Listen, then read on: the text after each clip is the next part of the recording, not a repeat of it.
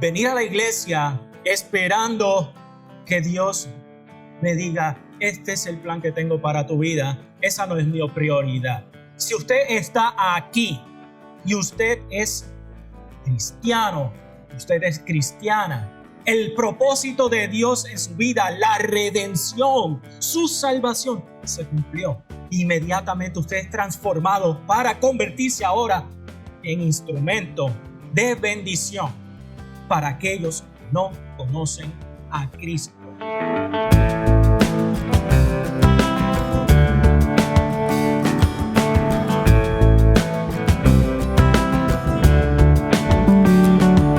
Vamos a hablar un poquito sobre la vida y las enseñanzas de Jesús a partir del Evangelio de Lucas, como hemos venido estudiando en los últimos 2 estudios, ¿correcto?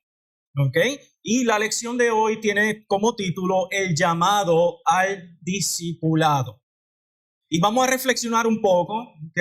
Estas preguntas son retóricas solamente para que pensemos un poco acerca de lo que estamos hablando. Y solamente consideren, ¿existe alguna diferencia entre ser cristiano y discípulo? Entonces, durante este estudio yo voy a argumentar que no se puede ser cristiano sin ser discípulo. Mucha gente puede pensar, sí, cualquiera puede ser cristiano y no necesariamente seguir la enseñanza de Jesús. Hermano y hermana que me escucha, eso no es un cristiano. Un cristiano, primero, acepta y recibe la salvación por medio de la fe, por la obra, vida, muerte y resurrección de Jesucristo. Y a eso le sumamos el arrepentimiento hacia el Señor. ¿Ok?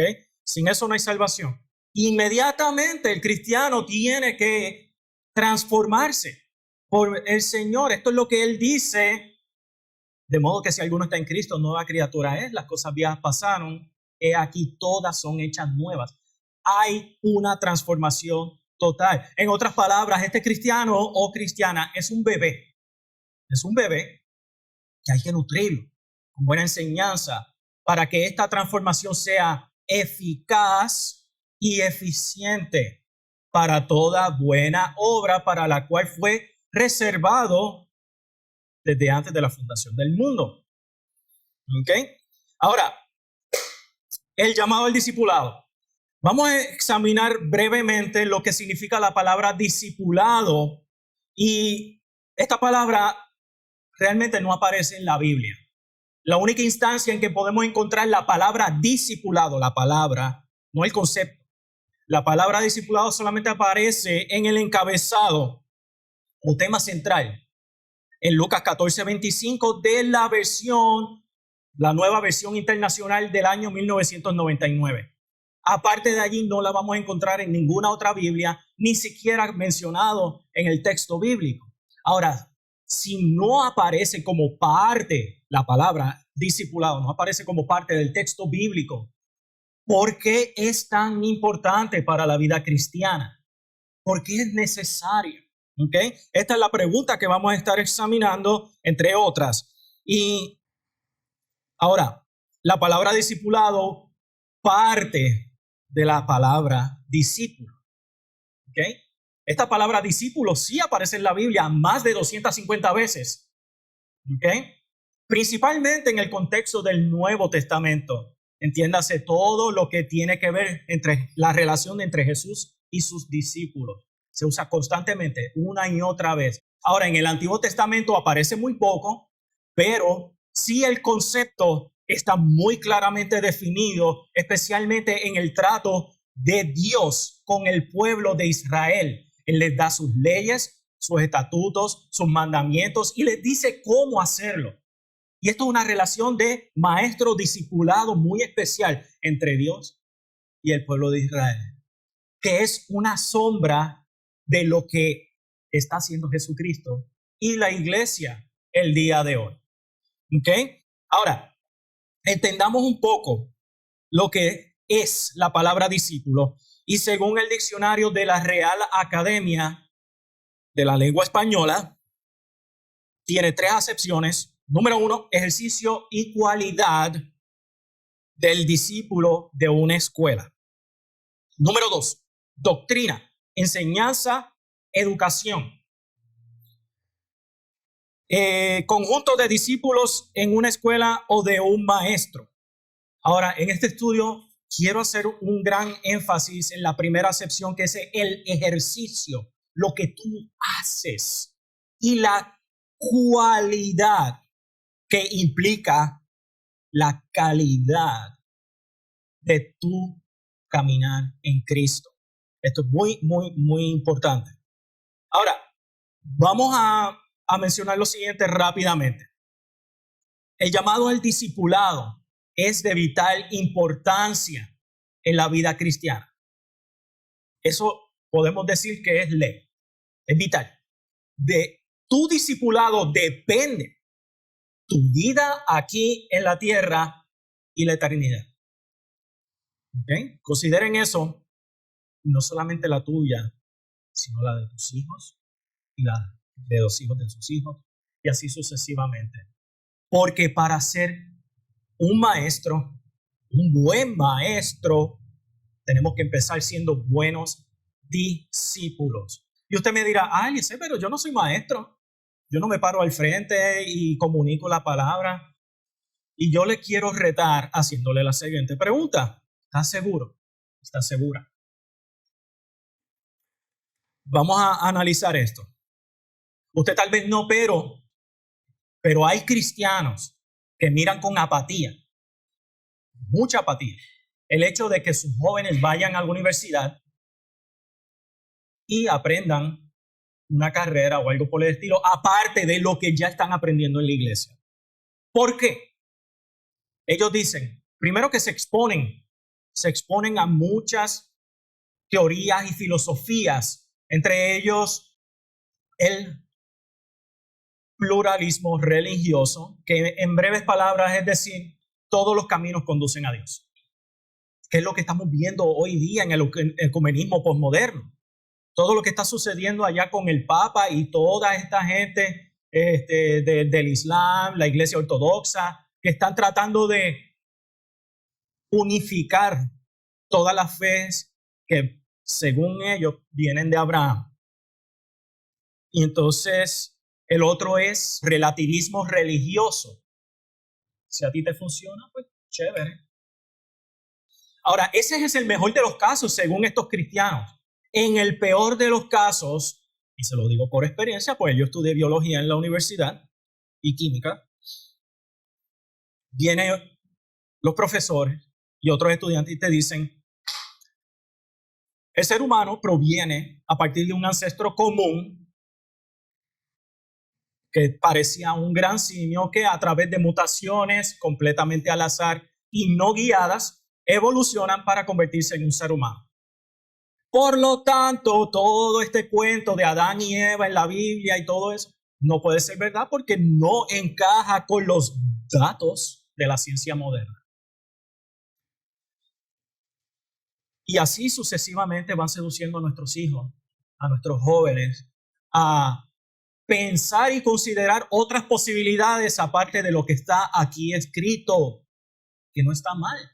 Yo tuve que estudiar todo eso, no está mal. Pero tenemos que también tener un buen discernimiento y establecer qué realmente es ciencia y qué realmente son teorías. Pero eso es tema para otro estudio. Si a usted le gustaría saber qué es lo que dice Dios sobre la evolución, pídanselo al pastor.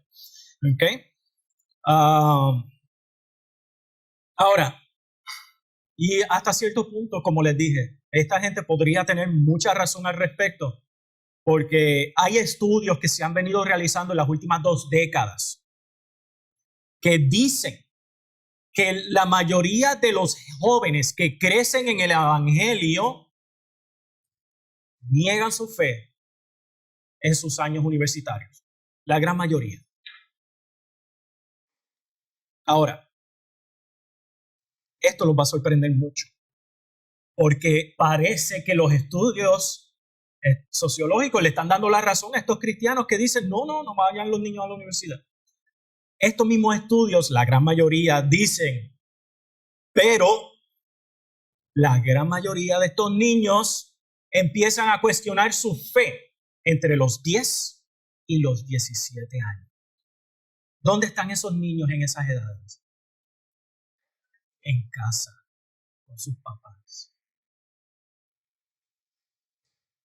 Entonces, parece ser que papá y mamá tienen una mayor influencia en la fe de sus hijos, mucho mayor que los profesores universitarios. Porque simplemente lo que hace la universidad es catalizar lo que ya ellos vienen cuestionando hace tiempo. Catalizar es que lo acelera. Entonces, así que concluimos con lo que empezamos. Para ser un buen maestro, hay que empezar siendo un buen discípulo. Piensen en sus hijos, piensen en su familia, piensen en su trabajo, piensen en el barrio, en el pueblo, en Puerto Rico. Una visión global de responder apropiadamente a la gran comisión de ir y hacer discípulos a todas las naciones, bautizándolos en el nombre del Padre, del Hijo y del Espíritu Santo. A todos. Así que en una medida u otra, todos vamos a ejercer el oficio bíblico o ministerio bíblico del maestro. Todos. Por eso esto es tan importante. Y por eso estoy tomando un poco de tiempo para mencionar estos detalles. Porque esto es bien, bien impresionante. En la medida que crecemos en la fe, idealmente nuestros ojos deberían ser abiertos y no deberíamos ver la vida de la misma manera. Esto lo vemos en Santiago 1:22, que nos dice que debemos ser hacedores de la palabra y no meramente oidores. ¿Okay? Porque en la iglesia venimos y recibimos mucha palabra, mucha, pero ¿qué estamos haciendo con ella? Si solamente nos sentamos y disfrutamos del beneficio de estar sentado en una silla bien acojinadita cuando estamos en el santuario, aquí no tanto, aquí no. Cuando estamos en el santuario, en aire acondicionado, sin persecución, sin hambruna, ni nada de eso, nos pone en perspectiva qué estamos haciendo realmente con todos los beneficios que tenemos. Santiago 1:22 también nos dice que si no hacemos nada con eso, nos estamos engañando a nosotros mismos. Ahora, no podemos continuar hablando del discipulado si no mencionamos esa relación especial que tenía Jesús con sus discípulos. Y vamos a hablar un poquito acerca del llamado de Jesús a esos primeros discípulos. Esto lo vamos a encontrar en Lucas 5, así que vayan buscándolo para que lo vayan hojeando. No lo vamos a leer completo, le voy a resumir brevemente cuál es el mensaje aquí y vamos a destacar dos o tres versículos clave. En este pasaje Jesús, después de enseñar a la gente acerca del reino de Dios, Jesús le dijo a Simón Pedro que remara mar adentro y arrojara allí sus redes. Pedro había tenido una desalentadora pesca durante toda la noche. ¿Y cuánto pescó? Dice el pasaje. Absolutamente nada. Nine. Y Pedro le responde a Jesús, bueno, por tu palabra lo haré. Y entonces Pedro rema mar adentro, echa sus redes donde Jesús le dijo. ¿Y qué ocurre? Se estaban reventando las barcas, se empezaron a hundir, las redes casi no podían y tuvieron que pedir ayuda. ¿Y quién estaba allí con ellos? Estaba Juan, Jacobo, hijos de Zebedeo, que trabajaban con Pedro en el oficio de la pesca. Y Jesús le dice en el versículo 11, y leemos, y cuando lo trajeron a tierra las barcas, dejándolo todo, le siguieron. Jesús los llama. Juan, Jacob y a Simón Pedro. Y les dice, sigan, vengan conmigo. Sin pensarlo. Lo dejaron todo. Su oficio de toda la vida. Y esto es muy clave porque el oficio del judío en ese tiempo era su identidad. Es lo que hizo durante toda su vida, lo que hizo su padre y el padre de su padre, generación tras generación.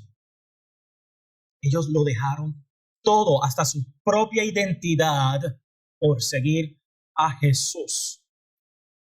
Luego, más adelante, vemos un llamamiento muy especial por parte de Jesús. Y eso lo vamos a encontrar en los versículos 27 y 28. Después de estas cosas salió y vio a un publicano llamado Leví. Leví es este mismo hombre que está escribiendo el Evangelio según San Mateo. Leví y Mateo son la misma persona. Sentado al banco de los tributos públicos y le dijo, sígueme. Y dejándolo todo se levantó y le siguió. Pongamos en perspectiva un poquito la vida de Leví. Leví, su oficio era publicano, era un empleado del Imperio Romano, aún siendo judío. Y su oficio, como lo dice aquí, es publicano, que es como un tipo de colector de impuestos, pero no necesariamente algo así como el Departamento de Hacienda. Este tipo de impuesto era obligatorio a todos los ciudadanos de las tierras ocupadas por Roma. Y consideren esto. Dios habla con Abraham, le promete una descendencia de una tierra y vuelve y le dice a Moisés lo de la tierra prometida. Se la entrega al pueblo. Entonces llega a Roma, se apodera de las tierras y le cobra por el uso de esas tierras al pueblo de Dios, que el mismo Dios les entregó. Consideren lo bajo de esta profesión desde el punto de vista judío. El judío que sabía de un hombre que era publicano traía deshonra a su familia y a todo el pueblo. Y todos los días se exponía a ser asesinado por el mismo pueblo. Porque era considerado traición al pueblo y a Dios. Pero Jesús le dice, sígueme. Y lo dejó todo. Todo, lujos, servidumbres, de todo tipo de comodidades. Lo dejó todo. Es una historia muy hermosa. Pero continuemos. Así que estamos empezando a ver un tema bastante claro aquí. Jesús llama a sus discípulos, llama a Simón, Juan, Jacobo, a Leví, les dice, sígueme. Ellos lo siguen, dejándolo todo, su casa, su familia, todo. ¿Y que de los otros 12? Bueno, los otros 12 los vemos en Lucas 6 al 16 Lucas 6, del 12 al 16. Ahí están todos los 12 apóstoles. Y Jesús le dice a cada uno, sígueme. Y todos y cada uno de ellos responde de igual modo. Lo dejan todo, su identidad, su vida, todo. Ahora, pregunta para reflexionar.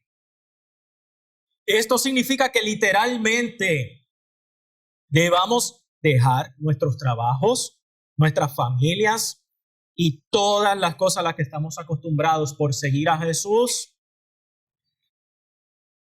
Piensen en eso.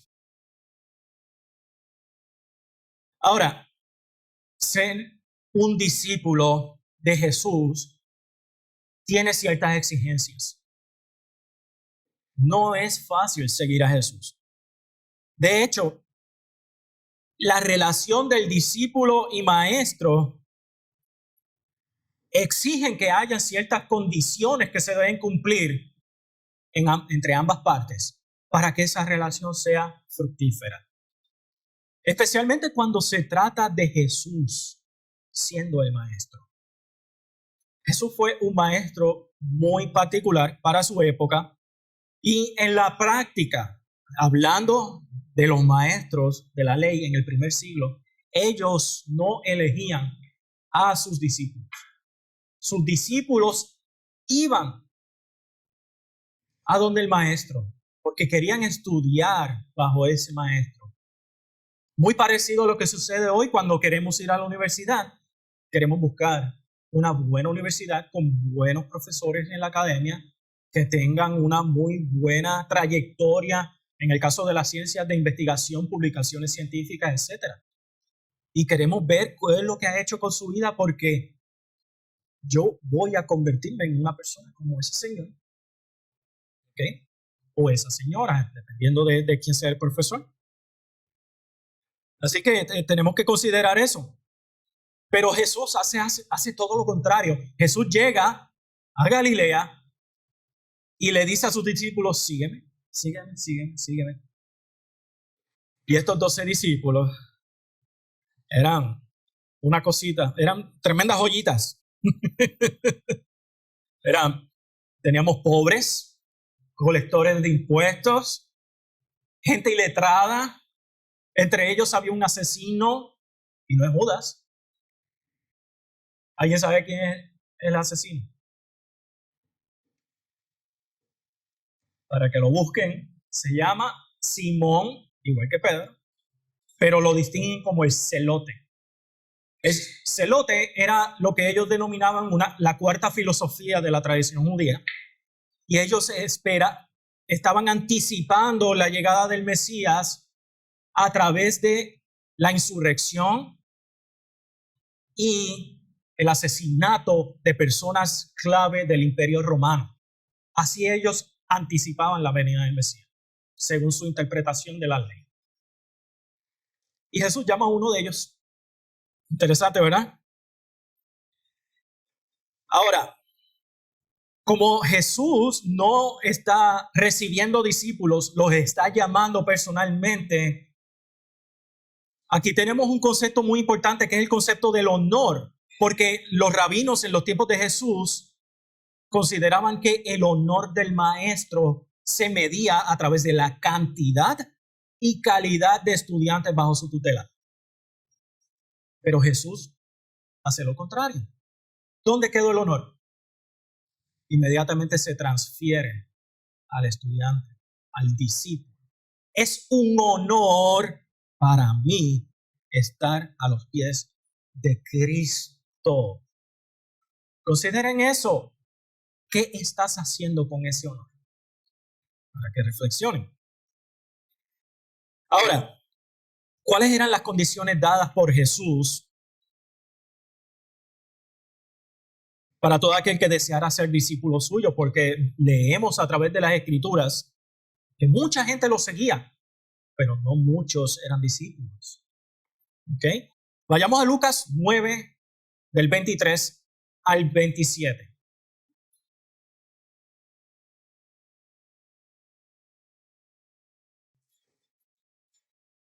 Y leemos.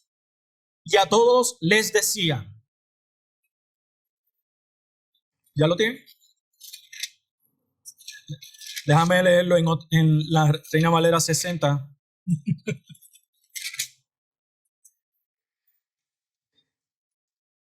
(23) Y decía a todos, si alguno quiere venir en pos de mí, niéguese a sí mismo, tome su cruz cada día y sígame. Parece que sí, hay que negarse a uno mismo, olvidarse de nuestra identidad pasada, tomar la cruz cada día. Porque a todo aquel que quiera salvar su vida, la perderá. Y todo el que pierda su vida por causa de mí, éste la salvará.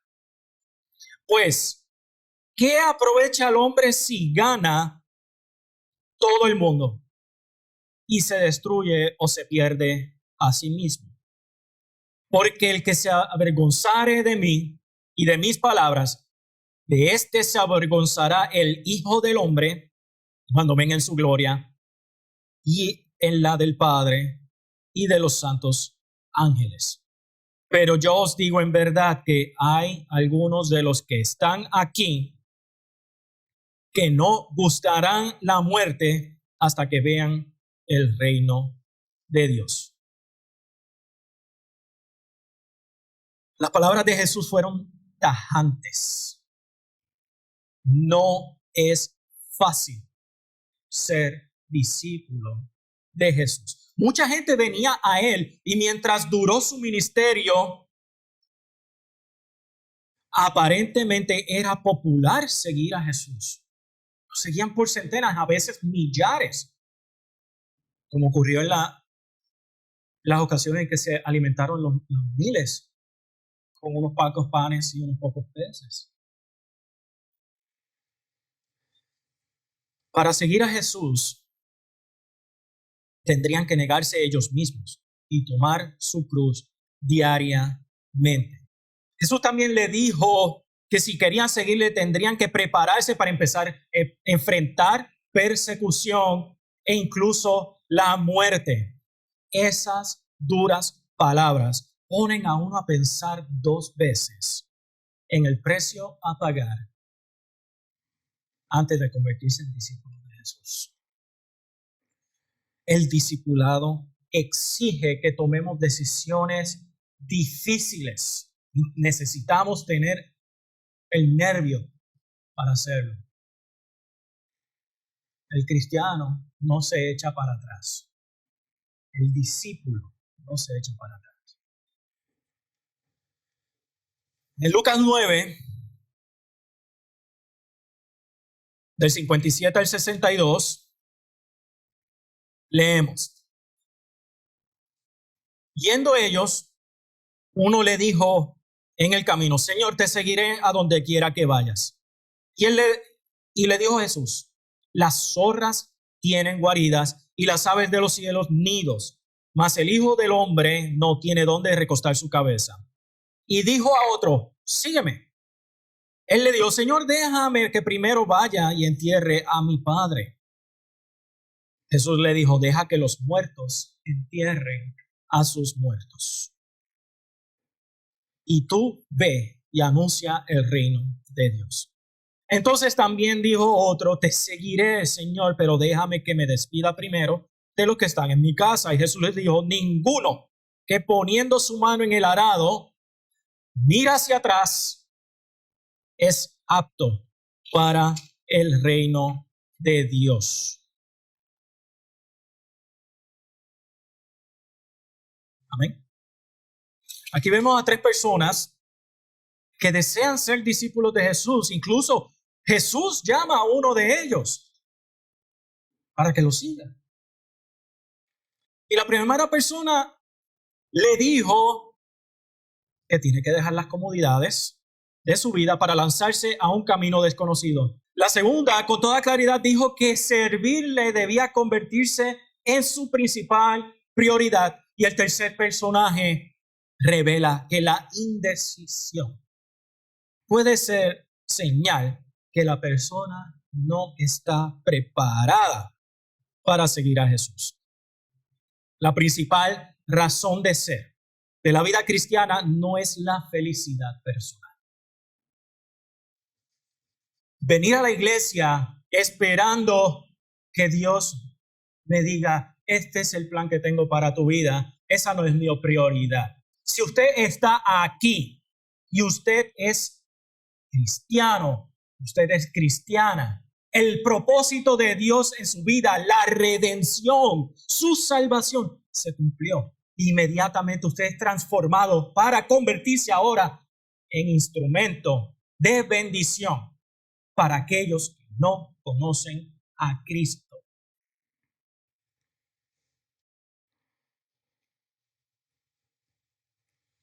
Me emociono. Debemos consagrarnos a hacer la voluntad de Dios.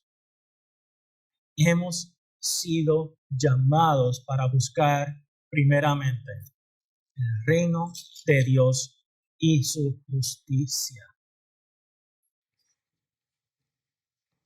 Dado que somos coherederos del reino de Dios, lo sensato es que se nos exija que invirtamos nuestros mejores recursos en el reino de Dios. Pensemos en lo siguiente.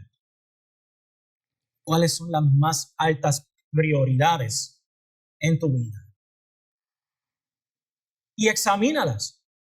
Si estas prioridades son dignas de un discípulo de Jesús. Ahora, en Lucas 14,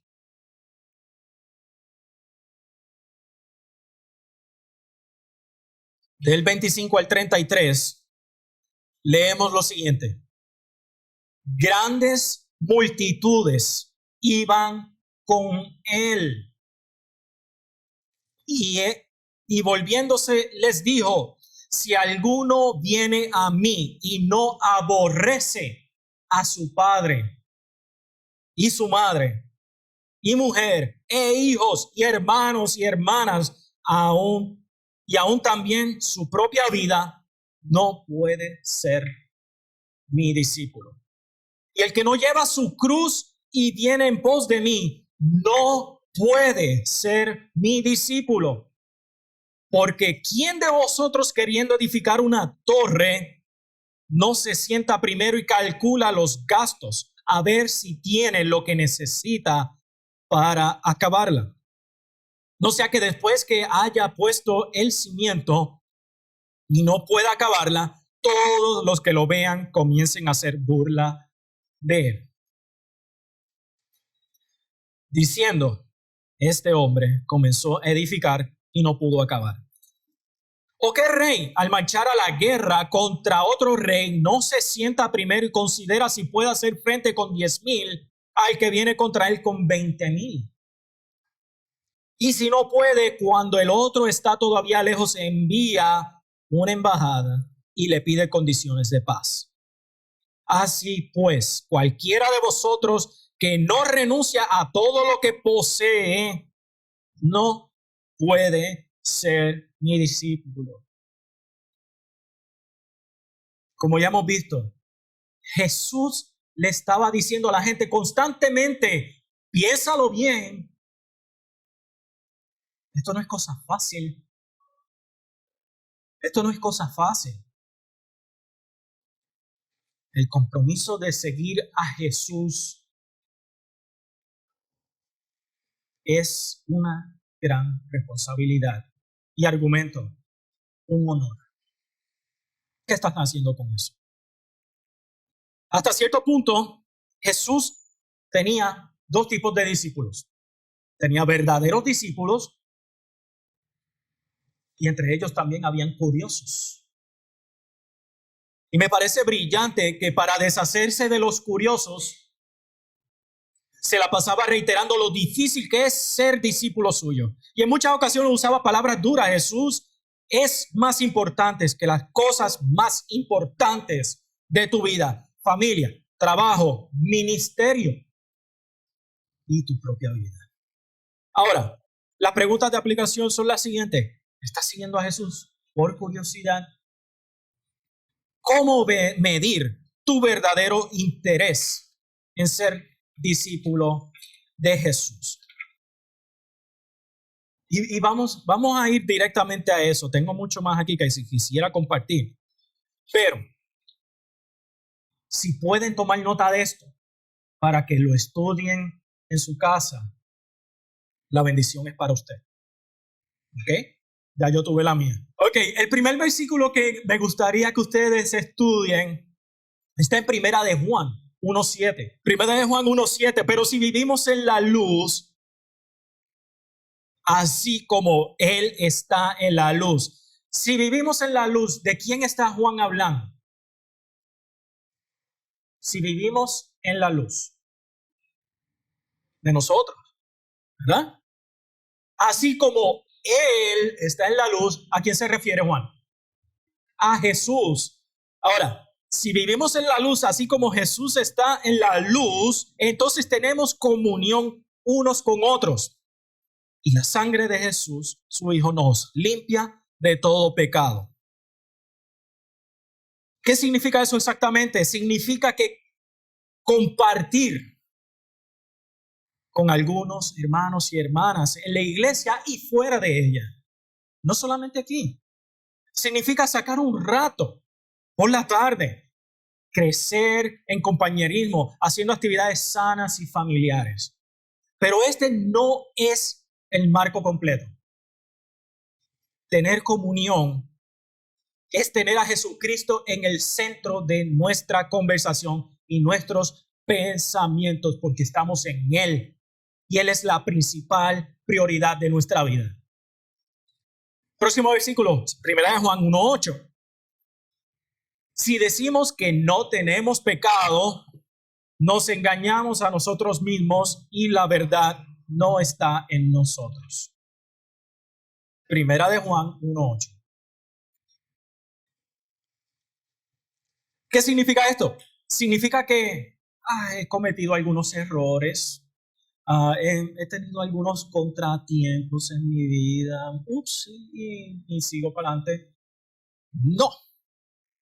De acuerdo a lo que podemos entender en la Biblia, la salvación ocurre en 3 tiempos: pasado, presente, futuro. Pasado. En algún momento entre la muerte y el día de hoy, usted recibió a Jesús como su Señor y Salvador y fue salvo. Eso es pasado.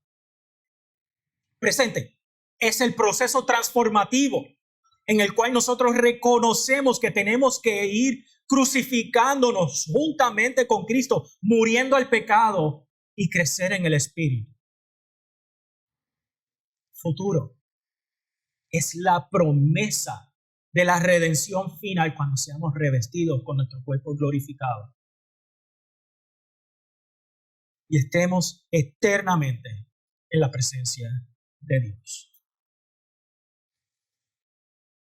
Así que ahora, tanto en el pasado como el presente, hacemos una evaluación retrospectiva en la que deberíamos tener una conciencia de pecado. Sin esta conciencia de pecado, no hay un progreso apropiado en tu discipulado. Esto es lo que quiere decir Juan. Si decimos que no tenemos pecados, nos engañamos. Por lo tanto, para ti, que si no reconoces el pecado, la muerte y resurrección de Jesús no te aprovecha. Porque estás negando la realidad del pecado en tu vida. Por lo tanto, Jesús no hizo nada por ti. Así de simple. Y tenemos una disertación gloriosa del apóstol Pablo en el libro de los Romanos que habla exactamente de eso. También en Gálatas un poco. Número 3. Primera de Juan 2:3. Con esto podemos saber que lo conocemos si obedecemos sus mandamientos. ¿Conocen los mandamientos de Dios? No estoy hablando de los 10 mandamientos solamente. Estoy hablando de los 603 mandamientos, leyes, preceptos, estatutos de la ley del Antiguo Testamento, aquellos que fueron amplificados por Jesús y derivaciones de los mismos a través de las enseñanzas apostólicas. ¿Lo conoces? Estás esforzándote por entender qué es lo que Dios quiere comunicarnos a nosotros a través de sus leyes y cómo las podemos aplicar en el siglo XXI. No de manera literal, porque ni usted ni yo, que yo sepa, somos judíos. ¿Qué es lo que Dios quiere que sepamos en esas leyes, en esos mandamientos y aplicarlos hoy en el siglo XXI. Esto es vital, porque hay una enseñanza rica, práctica en toda la Biblia. En toda la Biblia, incluyendo la ley. Incluyendo la ley. No me malinterprete porque sé que estoy omitiendo cosas a propósito. Lo que quiero es estimularlos un poco para que digan, Eliezer dijo algo muy loco, déjame ver qué es lo que dice la Biblia. Y si logré eso con una sola persona aquí, hice mi trabajo.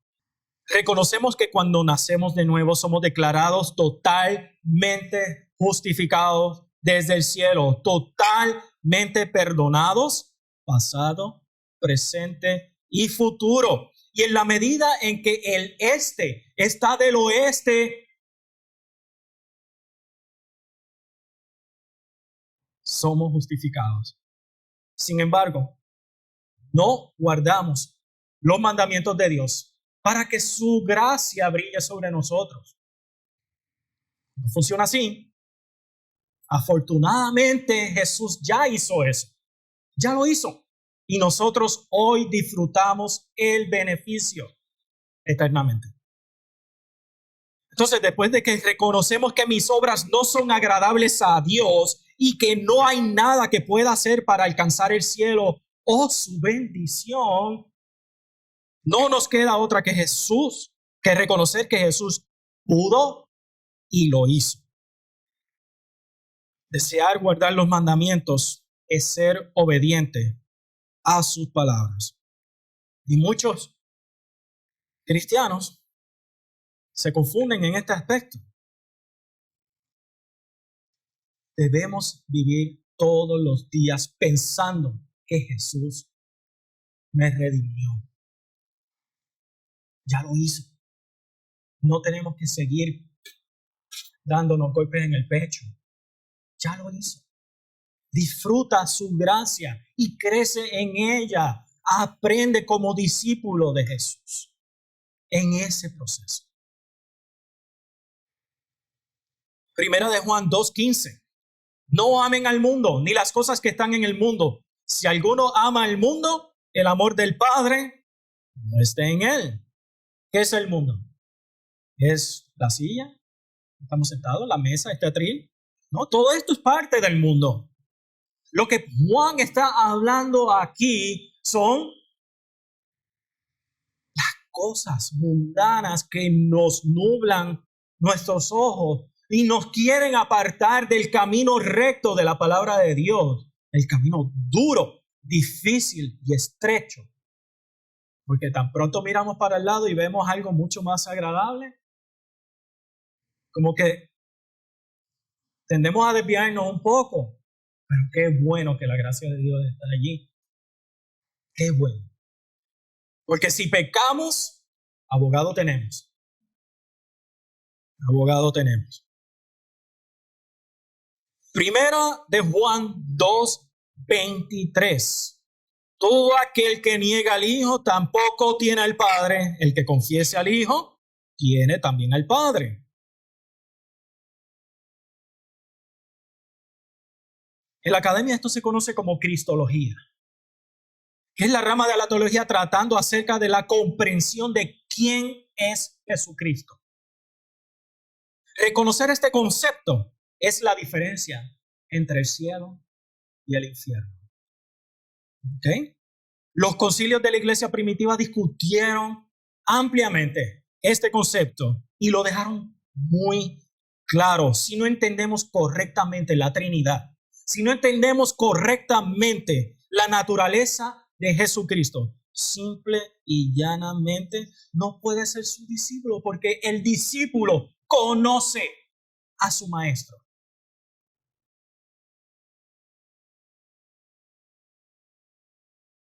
Considera las palabras de Jesús.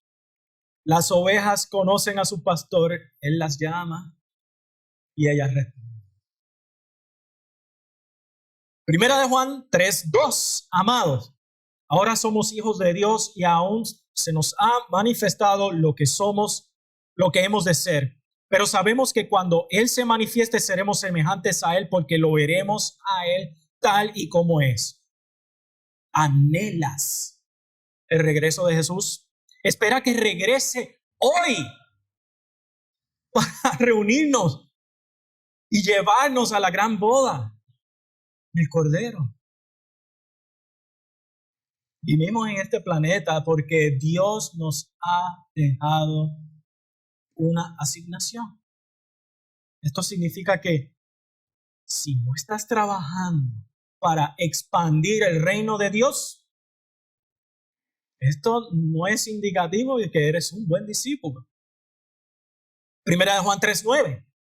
Todo aquel que ha nacido de Dios no practica el pecado, porque si la simiente de Dios permanece en él y no puede pecar, porque ha nacido de Dios. No hablamos de eso en el punto número 2, cuando decimos que si no tenemos pecado nos engañamos nosotros mismos. ¿Qué es lo que quiere decir Juan con esto? Porque pecamos todos. Ahora, el lenguaje aquí dice, practica el pecado, es un hábito, te deleitas en él. Por ejemplo,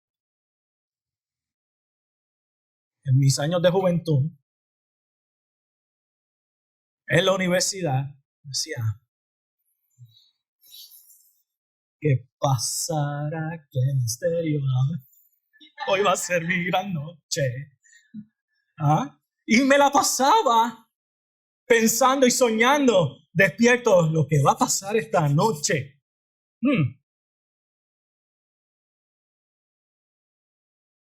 Pero no tiene que ser algo tan drástico como eso. Algo tan sencillo como salirme temprano del trabajo y robarle minutos a mi trabajo. A los jóvenes de hoy en día que entran en la computadora y empiezan a descargar información, música, películas sin pagar. Y lo hacemos todo el tiempo y tenemos bibliotecas enteras de artículos ilegales, ¿ok? Y todas esas cositas que hacemos regularmente no son indicativos de ser buen discípulo. No es que ya no pecamos. Dejamos de practicar el pecado. Somos transformados. Empezamos a vivir una vida diferente. Primera de Juan 3:14. En esto sabemos que hemos pasado de la muerte a la vida, en que amamos a los hermanos, y el que no ama a su hermano permanece en la muerte. Si están viendo unas palabras diferentes, porque yo estoy leyendo de la Reina Valera contemporánea, no 60. Es la misma traducción palabra por palabra, pero con lenguaje más actualizado. Ahora, no hablamos sobre la comunión al principio. No, esto es un poquito más profundo todavía. No solamente amamos la comunión entre los hermanos. En realidad, nos gusta compartir con otros creyentes hablando del Señor, sino que también amamos sirviéndonos unos a otros, ayudándonos unos a otros, proveyéndonos unos a otros. En otras palabras, si no estamos haciendo esto con los demás,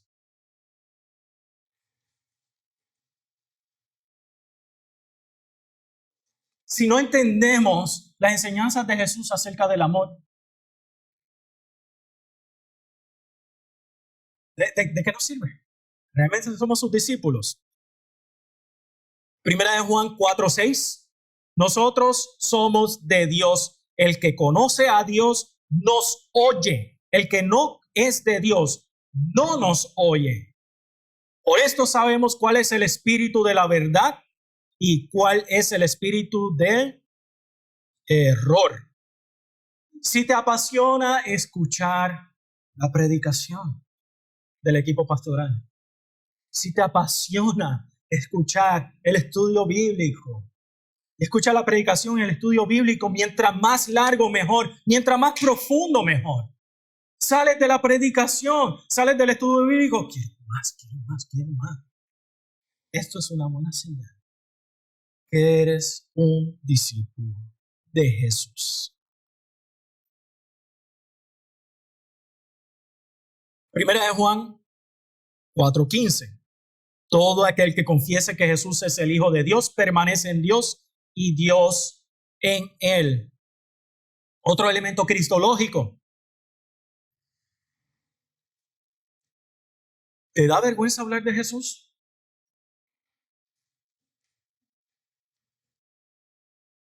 Evades toda oportunidad que se te presenta para compartir el evangelio.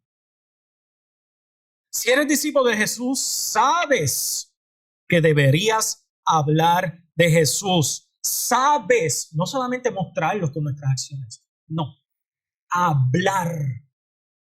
Por eso es que Pablo habla, procurar los dones mejores, especialmente profecía.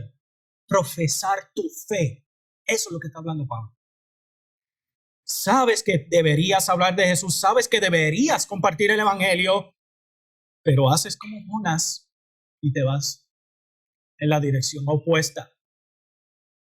¿Y qué le pasó a Jonás? ¿Se lo tragó qué? Una ballena que dice Dios, un gran pez. Una ballena. Dios es suficientemente sabio para distinguir lo que es una ballena y un pez. Y sabemos que los peces más grandes que abundan en el mar, ¿qué son? Tiburones. Y los tiburones muerden duro. ¿Ok? Consideren eso, que Jonás estuvo 3 días y 3 noches dentro del gran pez. Yo no creo que haya sobrevivido eso, sino que, de hecho, Jesús usa ese ejemplo como una evidencia de la resurrección que estaba anunciando. Yo considero que Jonás murió y Dios lo trajo a la vida nuevamente.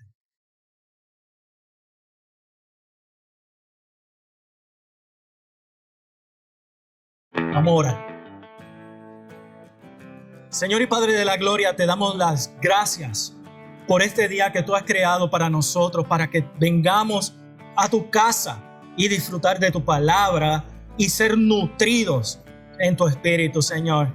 Te pedimos, Padre Santo, que tú hagas germinar esta palabra y produzca en nosotros un nuevo corazón, un nuevo sentir, una nueva actitud, un nuevo caminar como discípulos de Jesús. Señor, permite que podamos recibir un poquito más de tu palabra en la predicación de hoy. Trae nuestro equipo pastoral. Señor, úsalos a ellos, Señor, para que hablen tu palabra con verdad y que lo digan en tu nombre, con denuedo, y podamos, Señor, continuar siguiendo transformados. Te lo pedimos, Señor, en el nombre de Jesús. Amén.